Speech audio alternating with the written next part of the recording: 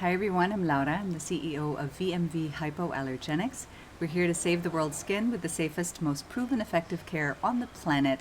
And today I will be giving you the skinny on food and skin allergies. So one of the more common things that we hear at VMV, either from patients at the research clinic or at VMV proper from customers who use our products, is that they're concerned some ingredients might not be okay for them because they are allergic to those substances when they imbibe them as food. What's interesting is, while it might seem a little counterintuitive, it's actually far more common that if you are allergic to, say, lemon in food, you can use it on your skin.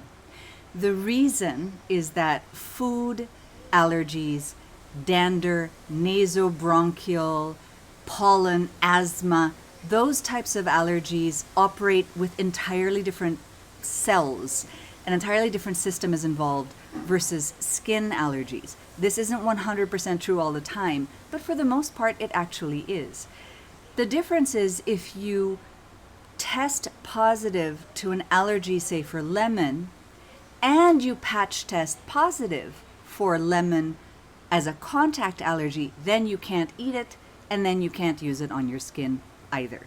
So very quickly, I'll be going through an overview of this, just to give you a handle on it and help you make choices that you're more confident in. But obviously, as with all things allergy related, work with your allergist and your dermatologist, your contact dermatitis specialist. We have an article that explains this in more detail on vmvinskin.com. I'll put the link in the description, that really goes through the modalities involved. But yeah, as a general rule, if you food/blood test positive for something that you cannot eat, chances are you can still apply it on your skin, because food and skin allergies in general are not the same thing.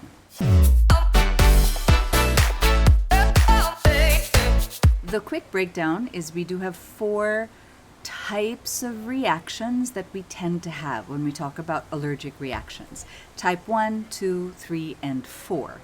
And some of those are IgE-mediated and some are not. Skin allergies are T-cell mediated, for example. I won't get into all the different types of reactions because it's a little over my head, and frankly you should talk to your doctor about that, because it really is quite complex, all of the systems that are involved in allergic reactions or different types of reactions in the body. So let's concentrate on the 2. Type 1 would be like asthma, nasobronchial stuff like hay fever, pollen, foods, bee stings, dander. These are the types of reactions that are type 1, which means they're IgE mediated. IgE exists already in the body. And this is the type of allergic reaction we tend to think of, and that we tend to see that's like made fun of a little in movies and sitcoms, where you have the severe urticaria, hives, puffing of the face, anaphylaxis where, you're not breathing, so not so funny. But that's sort of what we think of when we think of allergic reaction, is this type 1 reaction. And while there can be some delayed reactions, with a type 1 reaction, an IgE-mediated reaction, something happens fairly quickly, within 60 minutes of exposure to or eating or ingesting of something. Contact dermatitis, contact allergies, are usually a type 4 reaction. This is not IgE-mediated, it is mediated by T cells. And unlike IgE-mediated type 1 reactions, it's a less direct, less immediate sort of reaction. You actually need to build up a sensitization to the substance, and that can take a little bit longer, which is why you could be using a cream forever, and then all of a sudden, after several years, you're allergic to something in the cream. That can happen. And then that's also different from an irritant reaction, which I won't get into now, right? I'll post a link to a nice article that breaks that down on vmvinskin.com. But, very quickly, with an irritant reaction, you're not really allergic to it. You've just become sensitive to it because of use. You've used too much of it or too frequently, like alcohol, which isn't an allergen, it tends to be an irritant. So you use it, you get drier, redness, flaking, etc. But when you stop using it and you wait a while, if you use it again, should be okay, as long as it's not as frequent or as much, the exposure. But with a contact allergy, once that sensitization happens, it kind of doesn't matter if you wait a month or, wait a few weeks or whatever. When you use that substance, you'll get a reaction in your skin. And then in terms of skin with atopic dermatitis, there is a lot at play as well. It can be inherited. You can have atopic march, where people who have atopic dermatitis can be more likely to develop nasobronchial allergies and other types of allergies as well. So there's more at play there. And then what's interesting too is that conditions like atopic dermatitis and psoriasis, while they involve other things and are more complex multifactorial things, contact dermatitis is very, very frequently something to consider. Because while contact dermatitis is not atopic dermatitis and is not psoriasis, very frequently a sensitivity to something you apply to your skin, and the top culprits are always the typical, right? Fragrance, masking fragrance, dyes, preservatives, and things like that. The top contact allergens, they can trigger flares in psoriasis, rosacea, atopic dermatitis. The point is, if you have psoriasis, if you have atopic dermatitis or rosacea, it's usually a good idea to also get tested for a contact allergy, which can help you avoid triggers that could then trigger a flare of the inflammatory condition. This is really where you need to be talking to your allergist in more detail. Food allergies can be a little more complicated. While they're mostly IgE-mediated, there are some that are not. There are other food allergies that are not allergies, right? They're metabolic things, such as with milk, where you lack an enzyme to break down the sugars and lactose. So it does get a little more complicated with food, obviously, and other things can cross-react and stuff like that, but this is sort of in general, right? What's interesting too in food, and particularly in drug allergies, is it's so difficult to isolate what the problem is. In drugs in particular, because drugs contain so many substances that when you're tested for them, you're not exactly sure what is causing the reaction. So definitely it's not something to try to diagnose at home by simple process of elimination. It is something to really work with a specialist to try to determine what it is exactly. But yeah, drug allergies are very hard to determine because of so many substances at play.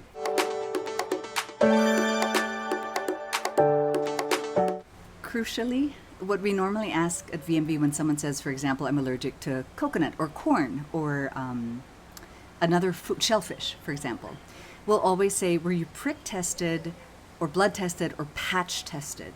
So it's kind of crucial to know. If you were prick tested, that's where you're actually pricked on the skin and you see if there's a reaction, right? And that's for IgE-mediated allergies. And sometimes even then it's not so straightforward. If you prick test positive to shellfish, for example, your allergist would probably still have to correlate that with your history to determine, if you're allergic to shellfish.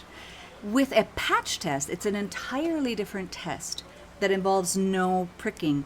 And I'll post a picture of it here. On your back, you'll have several substances, either known allergens or even actual products that you use or other ingredients, or if your dermatologist suspects a specific allergy, you might get textile substances and things like that. They're applied to your back in a grid, and it's checked in about 24 hours, 48 hours, 72 hours, and then they look to see if there's an allergic reaction. It requires quite a bit of expertise because sometimes readings can be a little confusing. If you happen to get your patch test in the middle of the summer where it's so hot and there's a lot of sweat, that can actually give you a false positive or can be an irritant reaction or sweat reaction because it's so occluded, it's so tamped down under the tape. Adhesive is also an allergen, right? So you need someone who can determine what type, was that really a positive allergic reaction? Could it have been a reaction to the tape? Could it be something because of the occlusion with the sweat and the heat and humidity? But a patch test is different from a prick test, right? It is contact, what you come in contact with versus what you ingest, right? Or inhale. And again, with a prick test, it's not always so straightforward. A positive reaction on a prick test might still require some correlation, either with a blood test or your history. With a patch test, it's pretty straightforward. If you react to something on a patch test, when you come into contact with it, you'll probably react. And if you prick test positive for something and you also patch test positive to it, then you can't eat it, inhale it, be stung by it, or use it or its product in a topically applied product. You can't come into contact with it. So who do you go to for which test? For a prick test, blood test, you'd probably go to an allergist. For a For a prick test or blood test for IgE-mediated allergies, you'd go to an allergist. For a patch test, you would go to a dermatologist who is a specialist in contact dermatitis. Some allergists already do patch testing and actually do them really, really well, so that's also an option. But if you have a history of extremely stubborn chronic skin reactions that don't seem to go away, you might want to consider a contact dermatitis specialist. In the USA, you can find them at contactderm.org. I'll put the link in the description. Many countries also have contact dermatitis committees or subgroups or subspecialty groups. In the Philippine Dermatological Society, there is a contact dermatitis group. In many other countries as well. Singapore is a very well-known one. Japan is very known for it. Sweden as well. So yeah, if you're actually really interested in your country and you're having a hard time finding specialists, contact us or ask us in the comments, and we'll see if, in our network and the people we work with, we can give you some leads. And then in terms of if you can't quite get a patch test now, either because it can be a little bit costly, what I tell people is it can cost a little bit upfront in terms of cash outlay. In some countries, it might be covered by your insurance, so it's good to check. But it can really save you so much time and money from random trial and error. Because thinking that you can use this cream and decide, oh, this cream I'm reacting to, honestly, 9 times out of 10, you probably are wrong. Because if you look at any cream on the market, just like sort of the drug testing I talked about earlier, there's so many ingredients. It's so difficult to know what's causing the reaction. You could be allergic to the fragrance, or maybe you're actually fine with fragrance and allergic to the dye or the preservative. So many things at play, right? So it's really difficult to do process of elimination on your own. So if you were to get a patch test, the nice thing is it tells you exactly what you need to avoid.